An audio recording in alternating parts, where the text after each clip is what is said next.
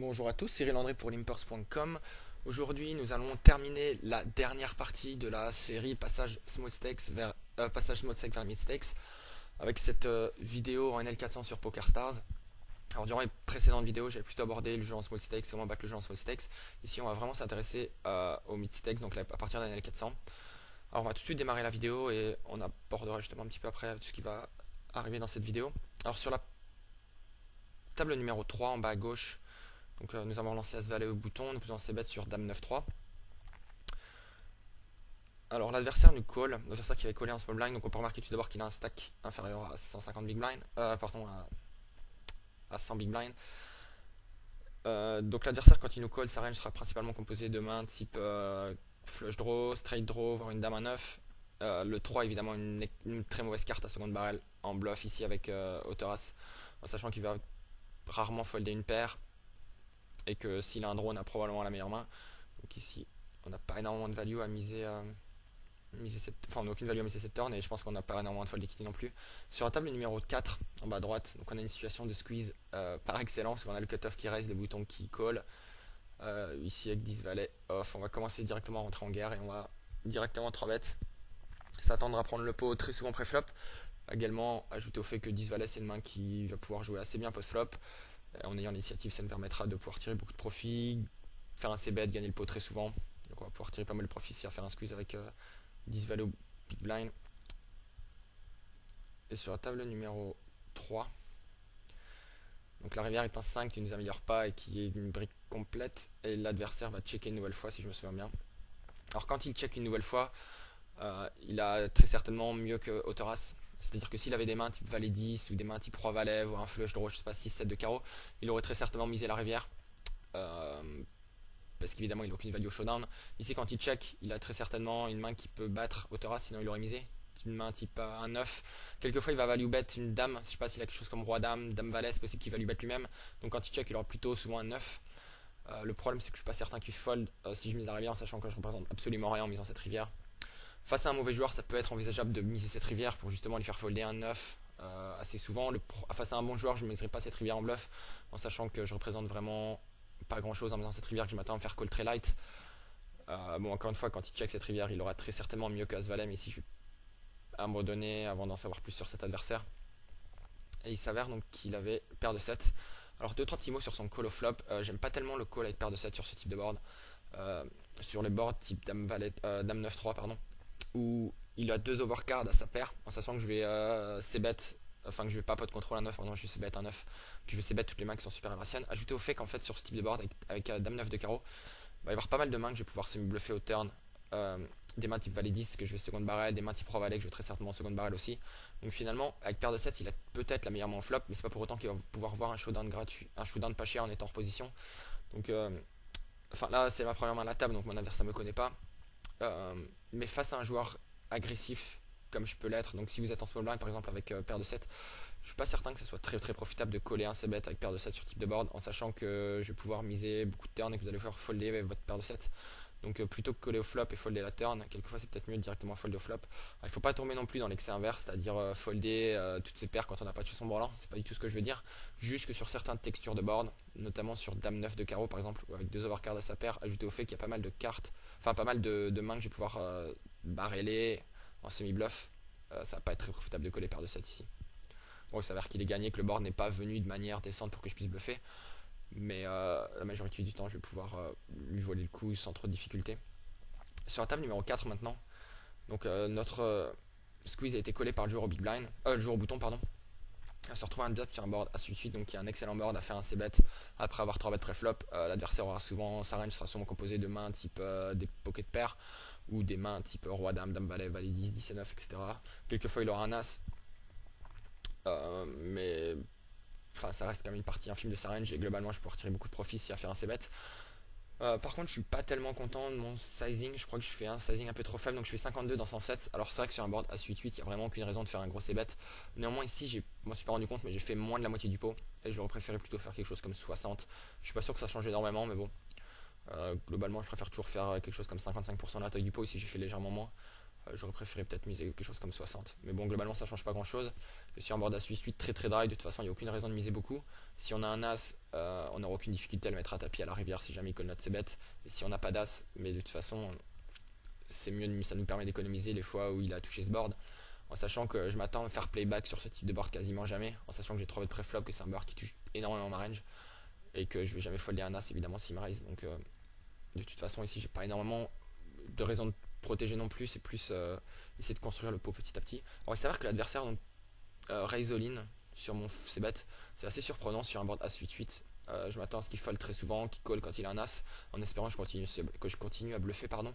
Ici, quand il raise all-in, c'est vraiment surprenant. Alors sa range pour faire ça sera principalement des flush draws. J'imagine que, je sais pas, des mains type dame valet de cœur, il va peut-être choisir de raise all-in. En sachant encore une fois que je vais très certainement, enfin moi pour ma part, je vais jamais folder un As. Quelquefois, c'est peut-être possible qu'il fasse ça avec une main type As-Dame. Je m'attends à ce qu'il 3-bet As-Roi par contre, très souvent pré-flop, ou alors qu'il me 4-bet quand je squeeze. Donc As-Roi, je vais assez souvent l'exclure de sa range. Une main peut-être As-Dame serait peut-être cohérente, il s'attend à se faire call par type des mains type paire de valet, paire de dame, paire de roi, je sais pas. Enfin, quoi qu'il en soit, c'est assez suspect. Mais je pense quand même que sa range sera quand même principalement composé de flush draw. Et pour cette raison, évidemment, je vais jamais folder. Je vais rarement folder un As, enfin quasiment jamais folder un As ici face à son raise all-in. Mais bon, avec Auteur Valet, évidemment, on n'a pas grand chose à faire si ce n'est folder malheureusement. Alors pour faire un petit tour de table sur donc les joueurs présents à la table, je connais pas énormément de joueurs présents aux tables, mais j'essaie de choisir des tables donc 50 big blind minimum, donc qui sont avec des tables qui seront composées plutôt de régulars, donc ça va nous permettre de jouer face à une majorité de régulars. Sur la table numéro 1 par exemple, on a le joueur Bro Arcade. Alors j'ai une note sur lui, j'ai pas regardé ce que c'était, mais c'est un joueur avec qui j'avais joué il y a quelques années de ça, genre il y a peut-être 2 ans, où je jouais avec lui en NL100, NL200. Donc apparemment il joue en NL400 maintenant. On a le joueur Kaman2307, donc je le connais pas, seulement je peux remarquer qu'il a une étoile PokerStars, donc il fait partie de la team Online Pro. Je connais pas son nom, je sais pas du tout qui c'est, je sais juste que c'est un fan de Dexter, j'ai vu son avatar mais j'en sais pas plus que ça. Alors sur la table numéro 4, on va revenir au jeu, donc je relance Valet 5 suité au bouton et je vais globalement essayer de relancer énormément de boutons comme toujours.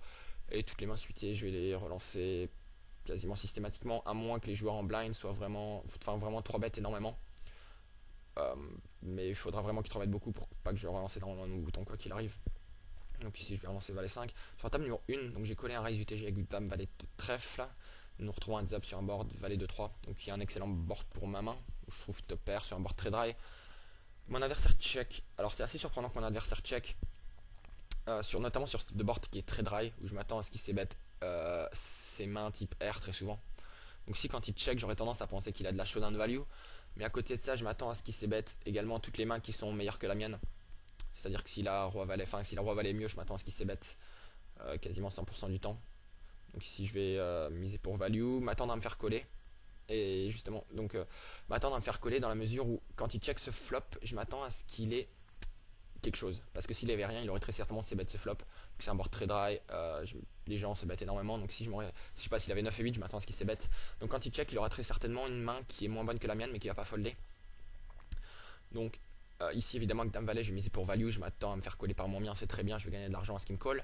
Par contre, si j'avais pas touché ce board et que j'avais décidé de prendre un stab au flop, c'est important de miser également la turn et quelquefois également la rivière. Encore une fois, quand il check, il va rarement folder. Donc miser le flop pour abandonner après, ça serait vraiment stupide et ça serait jeter de l'argent par les fenêtres. En sachant que s'il a paire de 9, il va coller une fois et si vous abandonnez votre bluff, pardon, ben, il va gagner et vous aurez perdu de l'argent à faire un c-bet inutilement.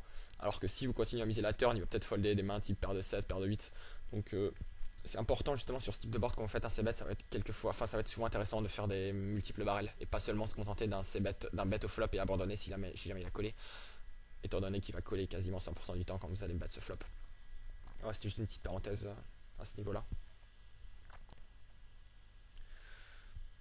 Et sur la table numéro 3, donc nous collons un raise au big blind du bouton. L'adversaire check back le flop. Alors quand l'adversaire check back le flop, ça sera très souvent pour abandonner. Également, ça sera des fois du entre guillemets du pot control. Et si c'est du pot control, ça sera une main quasiment 100% du temps inférieure à paire de 8. Ça sera très souvent un 5, un 7. Donc des mains qui sont inférieures à paire de 8. Donc ici on va value bet notre paire de 8. Protéger notre main également, c'est-à-dire que s'il a une main type As-Dame, ça lui évite de toucher quelque chose. Mais également on va se faire coller par un 5, un 7, un 6, donc on a beaucoup de value à miser cette rivière. Cette turn, pardon. Alors la rivière est un as, et quand l'adversaire me call, je m'attends à ce qu'il ait très souvent une main inférieure à la mienne, c'est-à-dire des mains type un 5, un 7, quelquefois un 6 touché au turn. Il a rarement touché l'as, je pense que s'il avait des mains type as, roi, dame, il aurait très souvent foldé au turn, pardon, à moins qu'il ait touché une double paire type as 5, as 7, as 6, et j'aurais toujours la meilleure main. Le problème ici, c'est que je pense pas qu'on puisse néanmoins value BT face à un adversaire contre lequel on n'a aucun historique. Ça m'étonnerait qu'il nous call non plus très très light. Donc ici je vais plutôt checker, m'attendre à ce que ça fasse check check et gagner la main. Face à un adversaire qui serait un peu plus suspicieux, avec lequel j'aurai un peu plus d'historique, ça peut éventuellement se faire de value bet cette rivière. Euh, En sachant que je m'attends à avoir quasiment 99% du temps la meilleure main. Face à un inconnu, je pense pas qu'il va me call non plus super super light, donc si j'ai plutôt opté pour un check. Alors sur la table numéro 1 maintenant, donc l'adversaire nous a collé notre c-bet, la turn est une dame donc qui nous donne top to pair, donc ce qui est très bien. Néanmoins, c'est une carte que j'aurais préféré pas aimer voir. C'est-à-dire que quand l'adversaire check call le flop, il aura très souvent des mains type paire de 8, paire de 9, que le dame ça fait une overcard de plus à sa paire et que entre guillemets j'en avais pas besoin étant donné qu'on avait estimé que j'avais très souvent la meilleure main en flop. Le problème c'est que cette dame va souvent comment dire, enfin que sa range va pas être améliorée par cette dame et qui va très souvent folder au turn. Donc j'aurais préféré que cette dame, j'aurais préféré un 2 par exemple plutôt qu'une dame. Mais bon, on a une dame donc on va faire avec. Donc c'est ici j'ai quand même opté pour un second barrel. Le problème encore une fois c'est que je m'attends à ce qu'il fold très souvent. Donc quelquefois on pourrait peut-être checker pour essayer de prendre plus de value à la rivière. Mais bon, ici j'ai plutôt quand même opté pour un second barrel, on s'avère qu'il colle. Et bon évidemment on va encore une nouvelle fois value bet cette rivière. Donc sur la table numéro 3, l'adversaire a check back. Je vais regarder ce qu'il avait. Et si je me souviens bien, il avait quelque chose comme roi 7 offsuit. Donc c'est possible qu'il aurait collé la rivière. Si jamais j'avais value bet, c'est pas certain. Face à un joueur avec lequel j'ai un petit peu plus d'historique, ça aurait peut-être été envisageable de value bet. Bon, ici face à un inconnu, je vais supposer qu'il aurait foldé la rivière. Et sur la table numéro 1, l'adversaire donc fold sur le troisième barrel. C'est assez surprenant. Je me demande vraiment ce qu'il pouvait avoir. Honnêtement, je sais pas vraiment. Peut-être qu'il avait quelque chose comme paire de 9, paire de 10, c'est possible. Je sais pas. Alors voilà, donc pour en revenir donc aux joueurs présents aux tables, donc on a sur une table 50 big blind minimum. Donc ça c'est les tables qui vont être composées principalement de régular où on n'a aucun joueur stack. C'est là où également je pense que le niveau sera un peu plus élevé que sur les tables normales, étant donné que ça sera composé principalement de régular. On a donc le joueur également Fast Eddie 267, je connais pas vraiment, je connais rien sur son jeu, mais je crois savoir que c'est un régular de la limite, ou du moins même un petit peu plus haut, je crois qu'il joue également en 3, 6, 5, 10. Et on a voilà, des joueurs qui avaient tous à peu près au maximum, donc on va considérer que c'est tous des joueurs réguliers de la limite. Sur la table numéro 3, on a un joueur qui s'appelle Party Refugee. Je le connais pas du tout, c'est la première fois que je le vois, j'ai jamais joué avec lui. Néanmoins, son pseudo me laisserait penser que c'est un joueur qui joue beaucoup au poker et qui jouait à l'époque Party Poker peut-être. D'où son pseudo, je suis pas certain, je suis en train de faire des petites suppositions, mais c'est envisageable donc que ce soit un joueur qui joue depuis assez longtemps au poker. Et sinon, les autres joueurs, je les connais pas vraiment non plus, mais c'est pas très grave.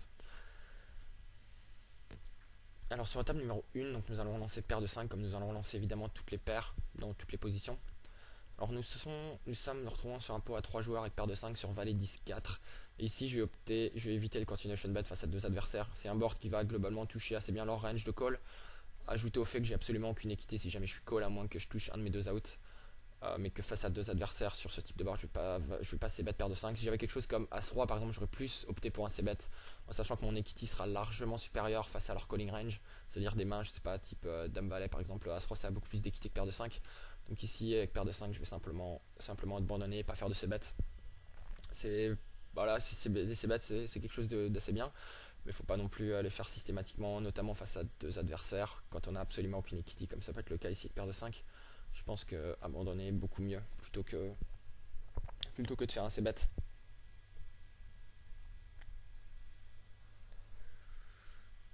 Il s'avère que donc Kaman, que nous allons maintenant appeler Dexter, donc fait un c-bet et donc se fait check raise par Fast Eddie.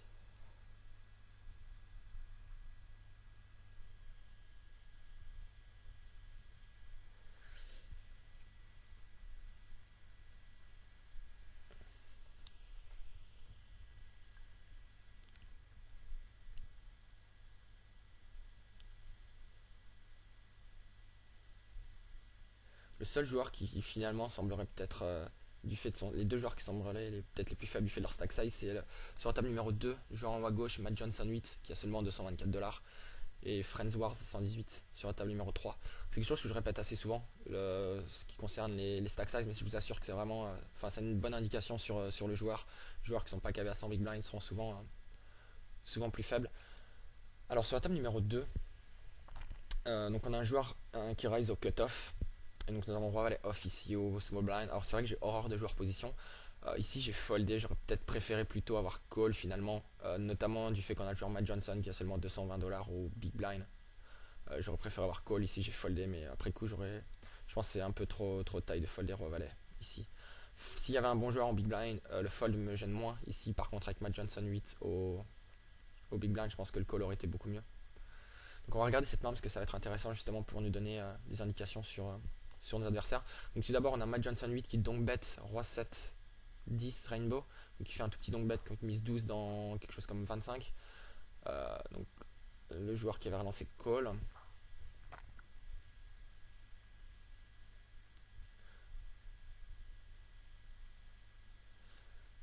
Et là la turn fait check check, et sur le 6 rivière je vais juste donner 2-3 petits mots. Donc sur la table numéro 1 par exemple on voit un premier 3 bet.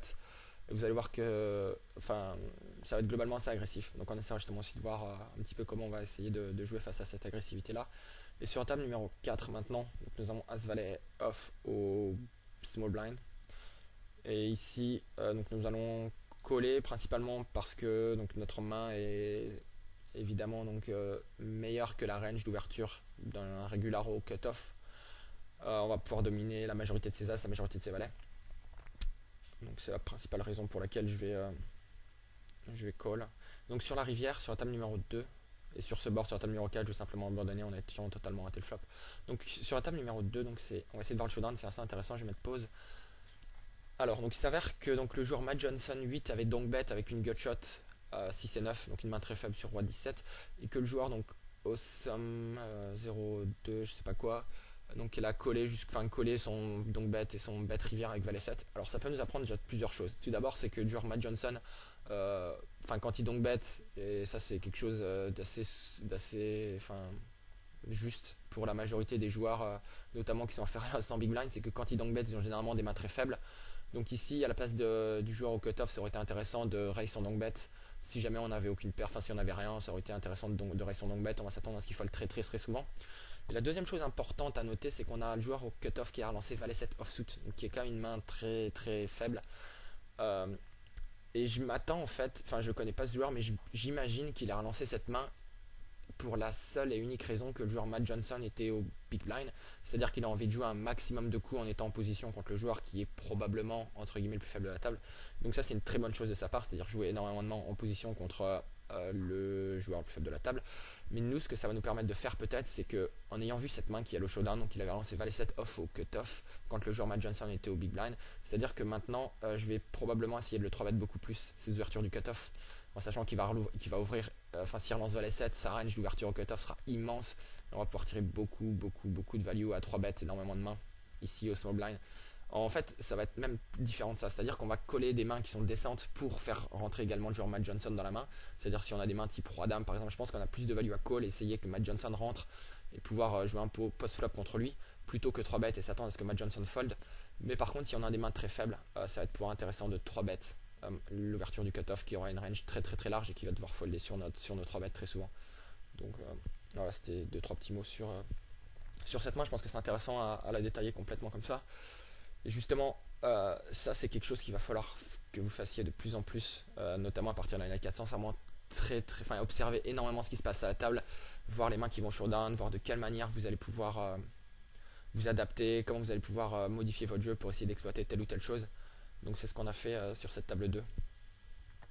Et je vous encourage à faire de même, c'est très important.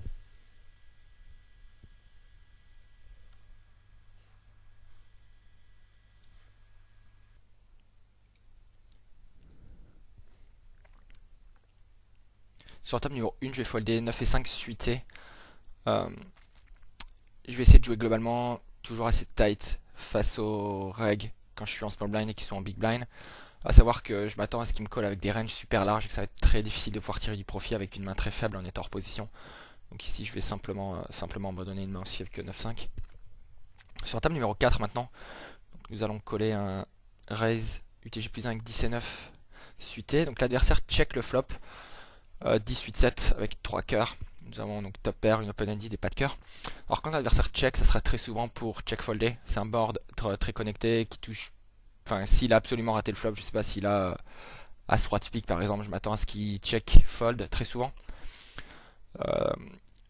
Et donc du coup, je pense qu'on a beaucoup de mérite ici à miser pour, entre guillemets, protéger notre main. On a très certainement la meilleure main, mais on n'a pas envie de voir un roi de pique au turn ou quoi que ce soit.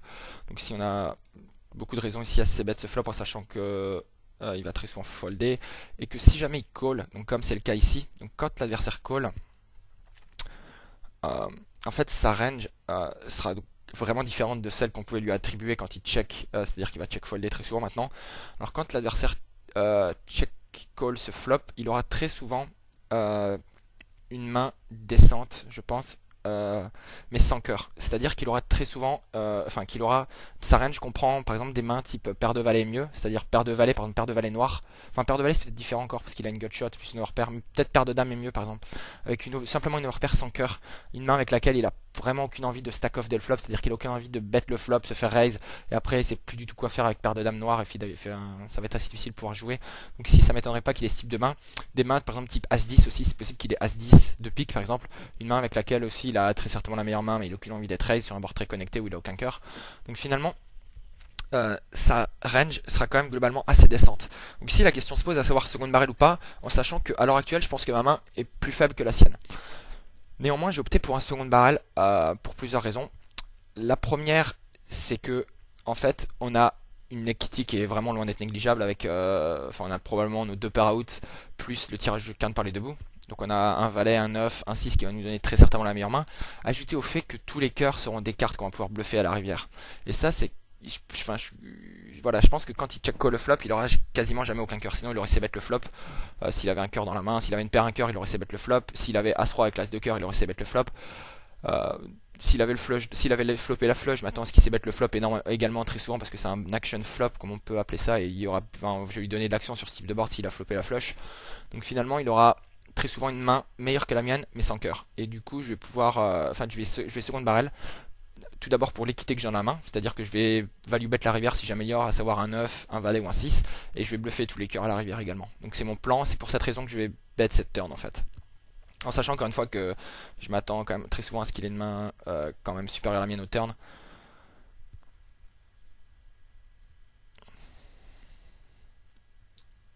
Mais que notre équité ajoutée entre guillemets à tous nos outs qu'on va pouvoir bluffer, nos faux outs, c'est-à-dire tous les cœurs, je pense qu'on va pouvoir tirer du profit à seconde barre cette turn. Malheureusement donc le 5 qui est une brique totale, et là je m'attends vraiment pas à lui faire folder mieux que moi à la rivière, donc je vais simplement abandonner la main, abandonner mon bluff. Et donc il s'avère qu'il avait les As sans cœur. Bon. C'est le 5, c'est vraiment une très mauvaise carte à bluffer à la rivière.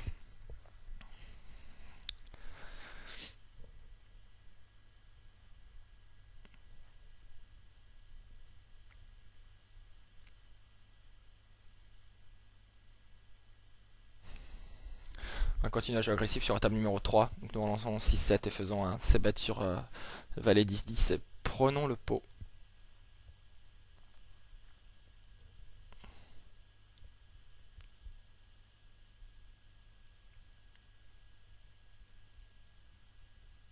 Sur la table numéro 4, je vais relancer As-8 suited au UTG. Je vais relancer quasiment systématiquement tous mes As suités UTG, à moins qu'il y ait des joueurs vraiment pénibles qui soient à parler derrière moi. À l'heure actuelle, on m'a jamais 3 bêtes, si je crois pas. Et que donc les joueurs semblent jouer de manière assez straightforward, donc je vais pas hésiter à ouvrir énormément de mains. Si ça avait été des joueurs qui 3 bêtaient énormément, des joueurs qui collaient beaucoup en position, ça va être beaucoup plus difficile de pouvoir tirer du profit, je vais pas le faire. Mais là, sans plus d'informations, je vais pas hésiter à ouvrir tous les As suités UTG. Et là, malheureusement, donc les As big blind, pas du tout d'action, c'est bien dommage. Mais bon, pas grand chose qu'on puisse faire malheureusement. Sur la table numéro 2, donc on a un min raise de Matt Johnson. Et je vais coller avec As5. Pas grand chose à dire ici, je pense. Sur la table numéro 4 maintenant, donc nous avons relancé Roi Dame suited au small blind. Et nous trouvons un excellent board, donc Roi 3-7, un board rainbow, nous entrons en top pair. Excellent kicker.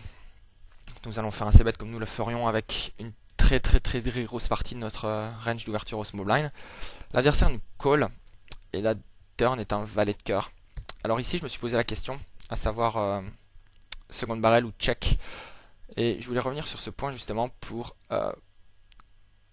expliquer justement ce qu'est le pot de contrôle et ce qui n'est pas le pot de contrôle. Alors ici, on a toutes les raisons de seconde barrel, étant donné qu'on a très certainement la meilleure main et qu'on peut évidemment se faire coller par moins bien. S'il a un roi, il va jamais folder au turn. Néanmoins, sa range de call au flop est quand même composée sa range de call au flop sera quand même beaucoup plus large qu'un roi. Et notamment, ça sera des mains type à n'importe quelle paire. S'il a un 3, s'il a un 7, il va coller. Ajouter des mains type 5 et 4, 6 et 5 avec des gutshots. Et que finalement, le check a pas mal de mérite dans la mesure où finalement, quand on check, c'est pas du tout pour pot de contrôle. C'est-à-dire qu'on check pour exploiter, je vois plutôt en fait le check au turn comme plutôt exploiter la range adverse. Ce que je veux dire par là, c'est que quand on seconde barrel cette turn, il va très certainement folder 4 et 5, 6 et 5. Et que finalement, qu'il va nous coller très certainement avec un roi. Il va souvent folder un 7 également, avec une overcard supplémentaire à sa paire au turn. Donc finalement, le check a le mérite justement d'exploiter sa range, c'est-à-dire plutôt que... s'il a un roi, quand on check, il va très certainement miser cette turn, donc on rate pas énormément de value. Mais que si on check, c'est possible qu'il prenne un stab avec des mains type 5 et 4, 6 et 5, qui bête un 7 des fois également, alors qu'il va folder si on mise la turn. Donc pour ces raisons-là, j'aime bien en fait un check au turn. Mais ce que je suis en train de dire, c'est vrai encore plus. Là, c'est en bataille de blind, donc c'est une situation un peu différente, étant donné que en bataille de blind, si vous avez une petite expérience de cash game six mag, vous savez que c'est différent dans la mesure où les joueurs sont un peu plus fewy en blind, en bataille de blind, c'est-à-dire que en bataille de blind, personne n'a jamais rien. Donc c'est possible également qu'il fold pas un 7 et en fait, du fait que c'est en bataille de blind, ici j'ai plutôt opté pour un second barrel. Vous allez voir, j'ai opté pour un second barrel. Mais je pense que ce que je viens de dire, ça serait assez bon si c'était une situation type cut-off contre bouton par exemple. Si j'étais au cut-off et qu'il avait été au bouton, je pense que le check au turn a pas mal de mérite. Encore une fois, c'est pas du pot de contrôle. C'est vraiment pas du tout du pot de contrôle. On check pas parce qu'on a peur de pas avoir la meilleure main. On check plutôt pour exploiter la range adverse. Et ça, c'est quelque chose que j'essaie d'appuyer, mais c'est assez important. Sur la table numéro 2 maintenant. Donc on a la situation similaire à celle qui s'était présentée tout à l'heure quand Awesome... le joueur au cutoff avait relancé avec valet 7 et ici donc on a un call supplémentaire de Dexter au bouton. Et donc je vais faire exactement ce que je vous avais dit tout à l'heure que je ferais, c'est-à-dire que je vais 3 bet ici. La range de joueur au cutoff est très certainement énorme, comme on a pu le voir tout à l'heure, il a lancé valet 7 offsuit. Donc ici je vais pas hésiter à 3 bet valet 9 pour récupérer l'argent présent au milieu quasiment systématiquement. Et il suffit que je dise que je vais récupérer l'argent systématiquement pour que Matt Johnson donc, nous 4 bet à 84 après notre 3 bet à 48. Alors c'est ici que la main va devenir un peu funky en fait. On va voir le résultat, peu importe. Alors, ma première intuition était de folder. Je m'attends à ce que Matt Johnson ait quand même une range énorme pour me 4 bet ici. Mais bon, j'ai seulement 36$ à coller dans 156. En fait, je pense que le fold et le call doivent être doivent être quasiment équivalents. On a quand même une cote excellente, 36$ pour gagner 156. Donc on a vraiment une excellente cote. Le problème, c'est que Matt Johnson aura très certainement une range vraiment très forte, du type As-Roi et paire de Roi est mieux, paire de Dame. Enfin, il aura vraiment une range vraiment très forte. Mais bon, avec ces cotes là, je pense que mon call est vraiment très limite, voire pas génial. Mais bon, avec, en fait, c'est plus du gamble, plus du ici qu'autre chose. Je pense que le call est vraiment pas extraordinaire, vraiment. Mais bon, 36$ pour gagner 156 et essayer de suck out le short stack. Donc voilà, après il fait tapis au flop quand j'ai une paire. Faut envelopper une paire, faut vraiment plus folder maintenant quand il fait tapis dans 100, que je dois avoir quelque chose comme 300 à gagner. C'est clairement pas la main dont je suis le plus fier, mais bon. Je pense qu'il n'y a pas énormément grand chose à dire sur cette main. Le fold aurait vraiment pas été mauvais pré-flop, je pense, en sachant que la range de la big blind sera probablement énorme. Mais bon, j'ai gamble avec les $36 pour en gagner 150 avec une bonne cote, mais bon. Anyway.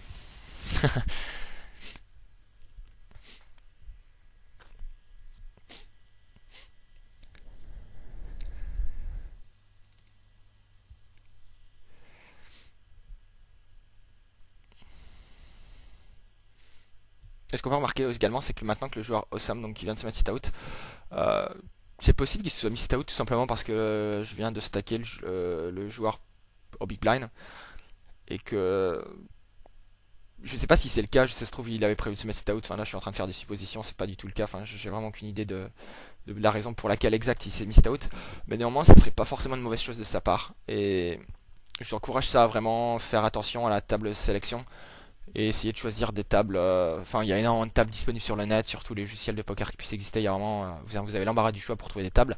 Et que prendre 5 minutes pour essayer de trouver la meilleure table possible, ça fera vraiment une différence assez importante sur votre win rate.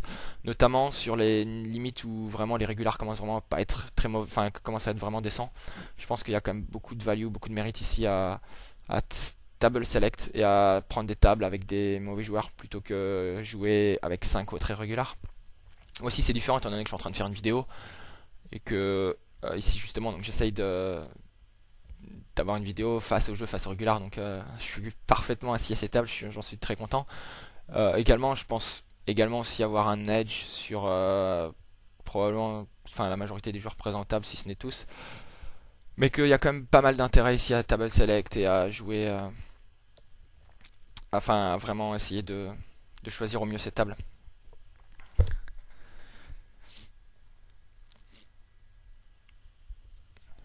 Alors sur la table numéro 1 maintenant, donc on a 6 et 7 suited au UTG. Ici j'ai opté pour un fold. C'est vrai que c'est une main qui est bien à voir dans sa range, que ce soit dans toutes les positions. C'est une main qui se joue assez bien post-flop, une main qui est qui sait très bien l'avoir dans son opening range. Néanmoins UTG c'est une main, je pense qu'il faut pas l'avoir systématiquement dans sa range UTG. C'est-à-dire que la relancer de temps en temps c'est très très bien, c'est même je vous encourage à le faire, mais le faire systématiquement, je pense que là ça devient une erreur et que votre range UTG deviendra beaucoup trop faible et que d'une manière générale jouer UTG ça sera jamais cool et vous allez jamais prendre du plaisir à jouer UTG et que du coup je pense que c'est préférable de la folder de temps en temps, l'ouvrir de temps en temps également, mais pas le faire systématiquement. Je pense que le faire systématiquement ça serait pas une bonne chose.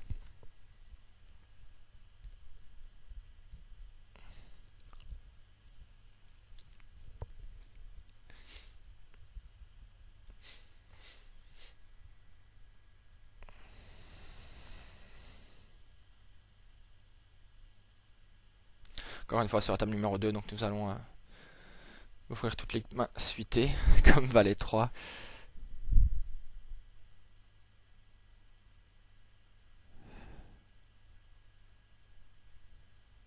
Sur la table numéro 3, donc ici j'ai opté pour un raise avec 6 et 5 au small blind. Tout à l'heure je disais que j'avais foldé 9 et 5 suited face à Brower Kid. Ici je vais plutôt ouvrir parce que le joueur, donc Franz Warski, passe KV à 100 big blind, que du coup j'ai envie de jouer un maximum de coups contre lui. Donc je vais pas hésiter à ouvrir énormément de main. Face à un régular j'aurais très certainement foldé, mais ici je pense que c'est profitable de relancer énormément de main face à un joueur plus faible. Et que ça c'est vraiment quelque chose d'important, c'est-à-dire que quand vous êtes à une table, comme la table numéro 3 où il y a très certainement donc 5 régulars et un joueur KV à moins de 100 big blind, il faut vraiment être le premier à essayer de stacker le mauvais joueur et que les autres joueurs vont vraiment, enfin il faut être le premier à stacker tout simplement et que du coup il y a beaucoup de mérite à essayer de jouer un maximum de coups contre lui comme pouvait le faire le joueur Awesome tout à l'heure, c'est à dire qu'il ouvrait valet 7. C'est vrai que c'est très loose comme ouverture, mais néanmoins je pense qu'il va pouvoir tirer du profit à jouer un maximum de coups en position contre le mauvais joueur de la table. Donc ici il faut vraiment pas hésiter à jouer un maximum de coups contre ce type de joueur. Sur la table numéro 3 maintenant, donc nous avons collé une relance avec paire de 3 boutons. Nous nous retrouvons sur un board As-Valet 6 où nous avons absolument rien, enfin seulement paire de 3, ce qui est, je vous le conçois, très faible sur ce type de board. Néanmoins j'ai opté pour un raise en position ici avec paire de 3, en sachant que la question se pose plutôt évidemment de raise ou de fold. Le call serait horrible avec 3 overcards, en sachant qu'on peut se faire barrer sur ce type de board. Donc ici le call serait vraiment à oublier, mais que le raise ici a quand même pas mal de mérite, à savoir que on va pouvoir prendre le pot très souvent de cette manière là. Alors En ce qui concerne ma range de raise, enfin ouais, ma range de raise sur ce type de board, elle sera composée principalement de mains type brelan 6, des mains type as-valet as-6, des mains également type valet X de cœur, des mains je sais pas par contre valet 10 de cœur, c'est possible que je raise ici sur ce type de board. Également il y a beaucoup de combos draw, des mains type roi valet de cœur, roi dame de cœur, dame 10 de cœur. Donc finalement ma range de raise sur ce type de board sera quand même globalement assez forte.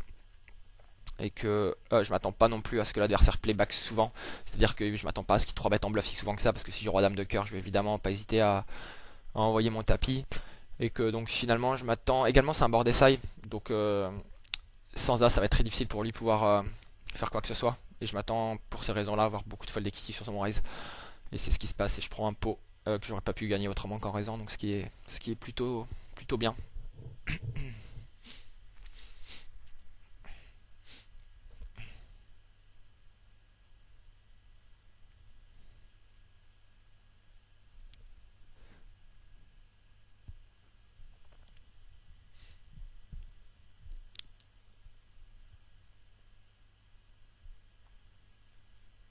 Sur la table numéro 2, donc on a small blind qui fold, j'avais 3 et 6 de cœur, mais c'est enfin j'aurais pas du tout foldé s'il avait ouvert au small blind.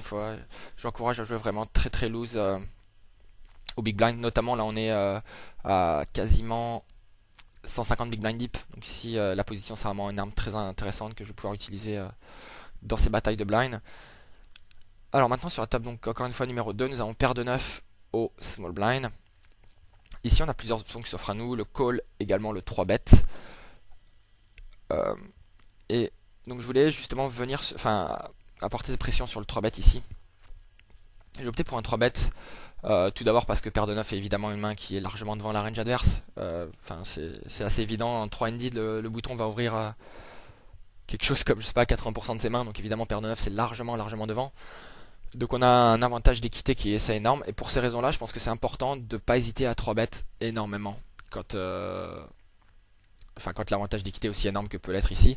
C'est vrai que ça peut être quelquefois il faut faire également attention à pas 3 bet non plus systématiquement, dans la mesure où si l'adversaire au big blind call beaucoup, l'avantage de pas avoir la position va vous être ça va vous causer beaucoup de problèmes, et que finalement quelquefois ça peut être également aussi intéressant de coller pour justement éviter de jouer un power position 200 big blind deep par exemple. Également ce qu'il faut faire attention, c'est face à des joueurs qui 4 bet beaucoup, ça va être assez difficile de 3 bet profitablement des mains type paire de 9 à 200 big blind deep, à savoir que si vous 4 bet, vous êtes dans une situation vraiment très inconfortable avec paire de 9. Mais ici, face à un joueur donc, qui a pas l'air non plus très très agressif pré-flop, qui 4 bet, qui a fait encore 4 bet depuis le début, ici je pense qu'on a quand même de la value à 3 bet, paire de 9, à savoir qu'on a très certainement la meilleure main, et qu'il faut pas non plus avoir peur de jouer des coups post-flop même en étant hors position. C'est vrai que c'est un désavantage d'être hors position, mais qu'il faut pas non plus avoir peur, non plus coller parce qu'on a peur de jouer en hors position en étant deep. Il faut essayer d'avoir entre guillemets trouver le juste milieu, c'est-à-dire ne pas non plus jouer systématiquement tous les coups en étant hors position, mais que non plus quand on a une main aussi forte que paire de 9, je pense qu'on a quand même beaucoup de value aussi à 3 bêtes. Sur la table numéro 4, donc nous allons 3 bêtes, dame 3 suited au bouton. Il n'y a pas de raison particulière, simplement un 3 bêtes en position. C'est quelque chose qui marche énormément, que peu importe votre main, l'adversaire va très souvent folder, vous allez pouvoir tirer beaucoup de profit à faire ce type de 3 bêtes ici.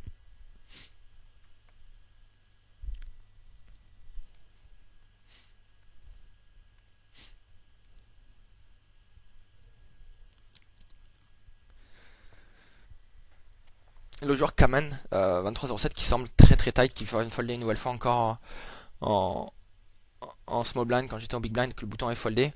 Donc ça c'est face à ce type de joueur, je vais vraiment éviter de le 3 bet trop light que ça quand je suis au big blind et que je suis au small blind.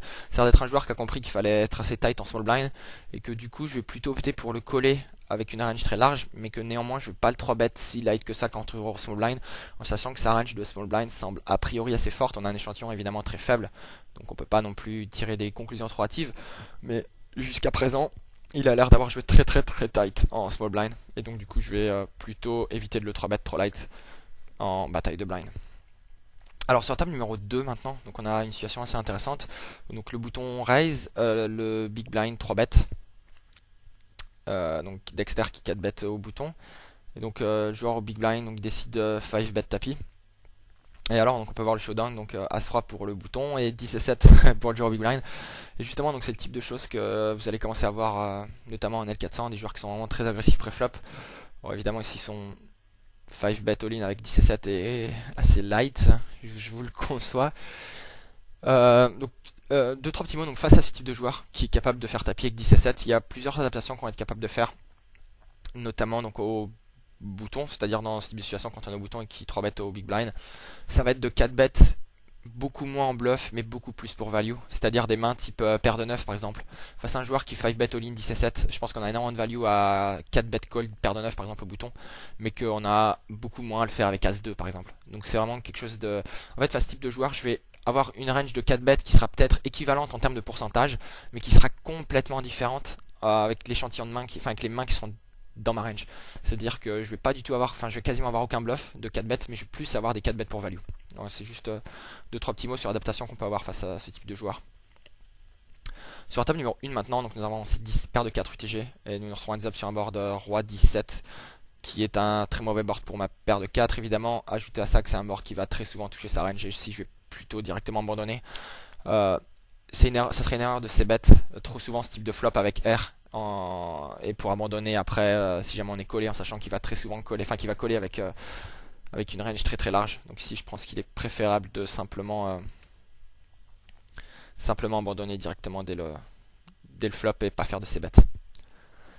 Alors sur la table numéro 3 maintenant, donc nous avons collé un raise au big blind avec paire de 10 d'un joueur qui a lancé UTG plus 1. Alors ici le 3 bet peut également être envisageable. Ça peut être assez intéressant de call aussi quelquefois pour entre guillemets renforcer sa range de call. C'est-à-dire que c'est intéressant d'avoir des mains aussi fortes que paire de 10 dans sa range de call au big blind. Et de pas forcément avoir que des mains très faibles. Quand on call au big blind, c'est également avoir des mains type paire de 10, ça peut être intéressant. Pardon. 2-3 petits mots sur la table numéro 2 maintenant. Donc nous sommes plus de 150 big blind deep avec le joueur au bouton, donc il vient de se KO avec 10 à 7 contre As-3. Et cette fois-ci, donc il nous 3 bet en position. Alors, comme je disais tout à l'heure, donc c'est pas vraiment le type de joueur que je vais m'amuser à 4 bet light en sachant que je m'attends à ce qu'il call mon 4 bet de temps en temps vu qu'on est deep, qu'il me 5 bet en bluff, etc.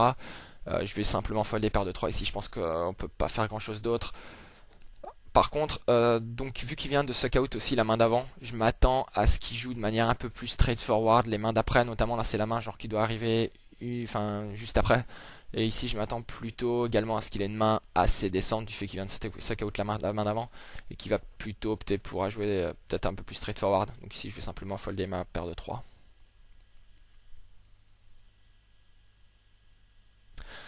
Alors sur la table numéro 3, donc nous avons check collé le c-bet sur roi 9-2, on a évidemment rien d'autre à faire. Folder serait beaucoup trop weak et raiser, il n'y a aucune raison de raiser paire de 10 sur ce type de board. La turn fait check-check et la rivière donc qui est le 3 qui triple et qui nous donne maintenant un full. Alors ici on peut se poser la question de value bet ou de check. Et je pense que le value bet est beaucoup mieux qu'un check. La première raison c'est que si on check, je m'attends à ce que l'adversaire bluff quasiment jamais. En sachant que quand on call on aura très souvent un 9 ou une paire en main qui s'attend vraiment pas à nous la faire folder en sachant qu'il va représenter absolument rien à la rivière s'il bet. Donc je pense qu'on n'a pas énormément de value à check call. Par contre, on a de la value peut-être à value bet, c'est-à-dire que s'il a un 9, il va très certainement coller. S'il a des mains type paire de 8, paire de 7, c'est peut-être possible qu'il soit curieux et qu'il les call alors qu'il aurait très certainement checké si on avait checké derrière. Donc je pense que que le bet est beaucoup mieux que le check à la rivière ici avec paire de 10. Pour toutes ces raisons-là.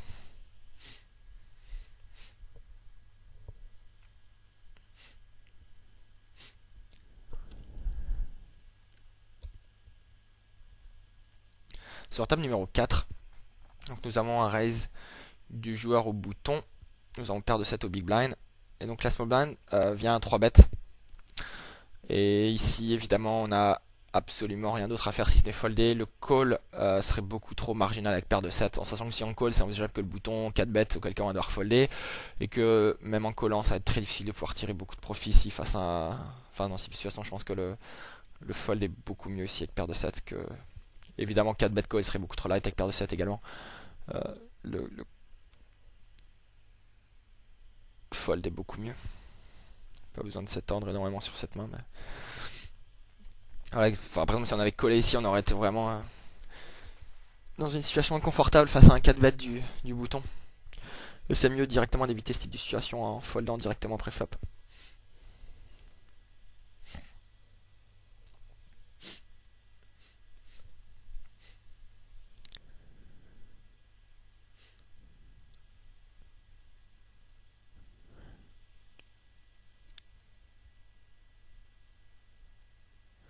Et sur la table numéro 2, donc nous allons lancer 10 et 6 suited et prendre le pot sur un c-bet. Alors maintenant sur la table numéro 1, on a une situation qui va être intéressante avec paire de roi au bouton.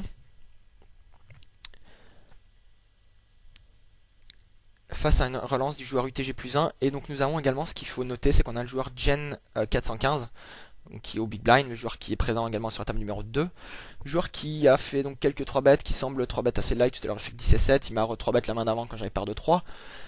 Donc ici, en fait, mon premier instinct c'était de coller le raise UTG avec paire de roi, essayer d'induire un squeeze de Gen 415 par exemple, avec une range très large, que le joueur Doug va peut-être 4 bet pour value des mains évidemment que je vais crocher avec paire de roi. Donc ici ça aurait été pas mal de call pour justement essayer d'induire un squeeze du joueur au big blind.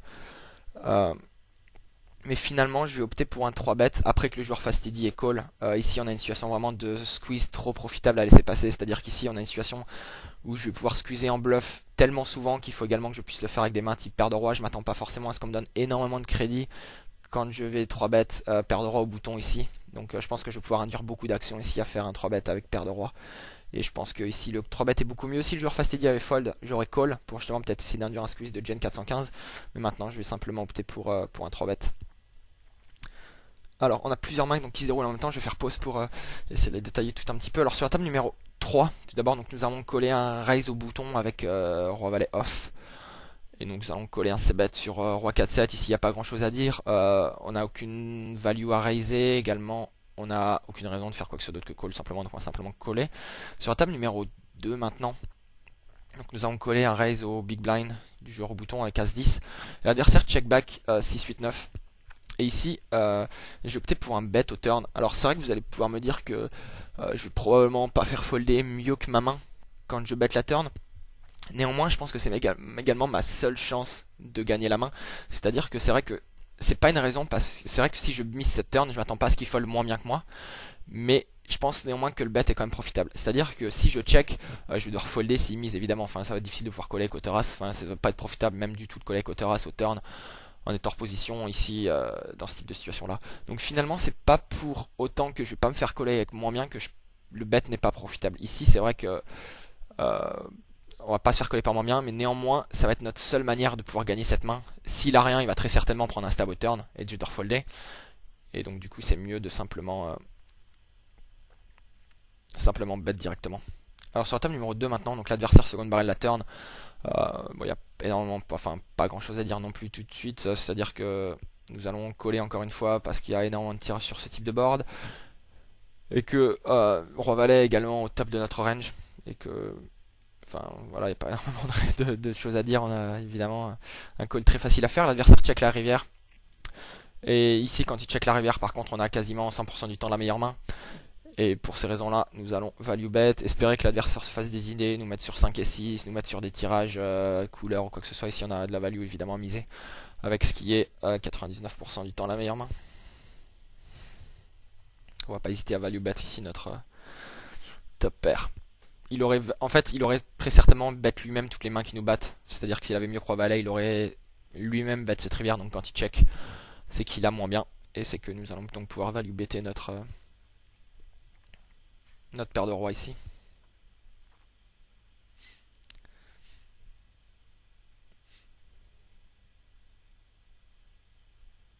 Malheureusement il va folder.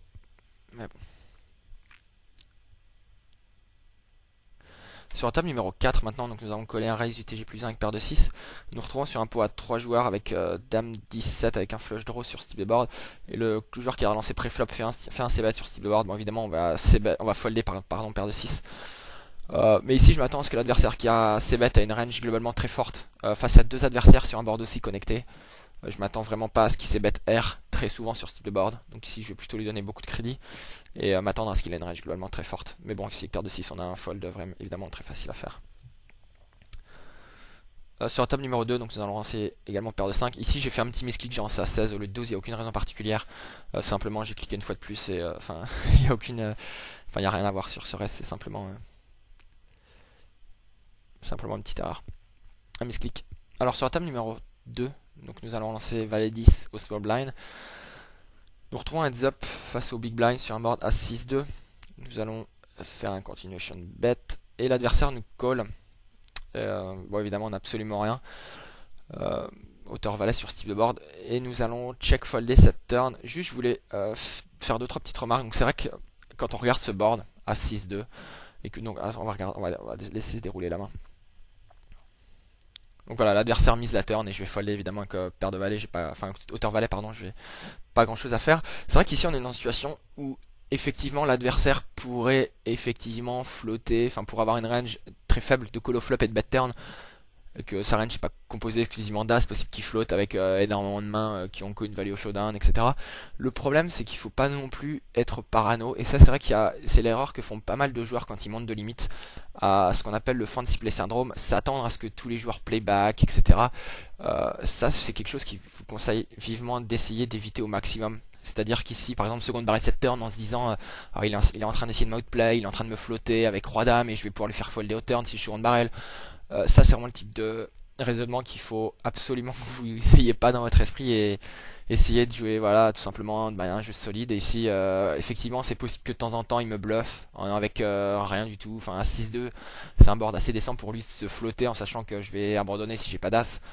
Mais pour autant c'est pas non plus une raison pour devenir enfin faire du fancy play syndrome, c'est-à-dire seconde barrel inutilement ou quoi que ce soit. Donc si c'est vraiment quelque chose que je vous encourage à faire attention. Voilà, donc c'est le bon moment donc, pour faire une pause sur cette première partie. Alors voilà, toujours pareil, n'hésitez surtout pas à me laisser des petits commentaires dans la vidéo, me dire ce que vous en avez pensé. Et je vous dis à bientôt, je vous retrouverai pour la deuxième partie de cette session en L400 où on aura un peu plus de rythme sur les adversaires. Et ça nous permettra de voir un peu ce qu'on va pouvoir faire à ce niveau-là. C'était Cyril pour l'imports.com, je vous dis à bientôt, bonne chance au table, bye bye.